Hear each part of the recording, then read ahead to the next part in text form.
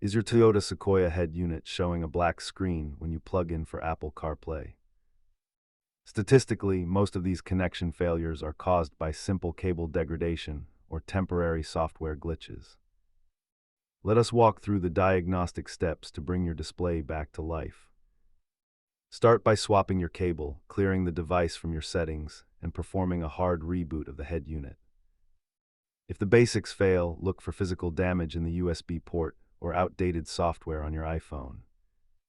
Persistent black screens may require a firmware update from your local Toyota dealer. Try the home fixes first, but if the display remains dead, a technician may need to inspect the wiring harness. Most repairs are cheap, but hardware failures in the head unit can be costly to replace. Use a flashlight to inspect the port, and always check your phone's privacy settings to ensure CarPlay is active. Safety note: always disconnect the negative battery terminal before handling any electrical dashboard components. Remember, keeping your infotainment firmware updated is the best way to prevent these connection headaches.